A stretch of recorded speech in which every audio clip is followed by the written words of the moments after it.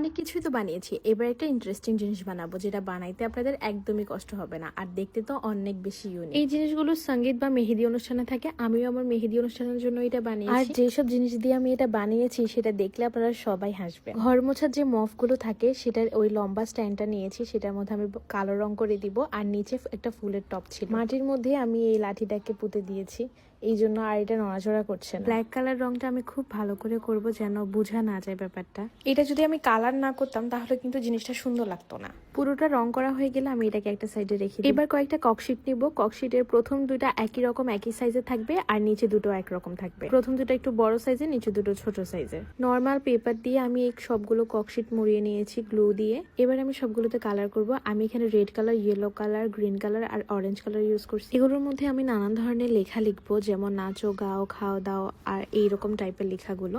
আর এটা লেখার জন্য আমি ফার্স্টে একটা নর্মালি কালার পেন দিয়ে লিখে নিয়েছি, তারপর অ্যাক্রিলিক কালার দিয়ে গাঢ় করে নিয়েছি। চারটা দিয়ে এভাবেই লিখেছি। তারপর এখানে একটা মিষ্টির হাই দিলাম। হাইটা দেখতে আমার কাছে এত কিউট লাগছিল। প্রত্যেকটা লেখার সাথে এরকম সিমিলার একটা পিকচার এঁকে দিয়েছি। মেহেদি লাগাওতে মেহেদি এঁকে দিলাম, নাচো গাওতে গানের যে সাইনগুলো থাকে সেগুলো দিলাম। এবার এই লাঠিটার সাথে আমি সবগুলো ককশিট গ্লু সাহায্যে লাগিয়ে দিলাম। দেখতে কি সুন্দর লাগছে না?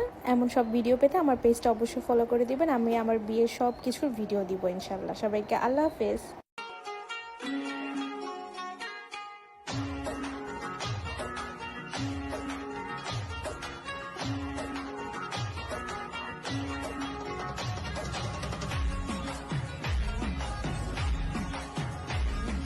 ভিডিও দেখতে হলে ফলো দিয়ে রাখো। সবাইকে আল্লাহ হাফেজ।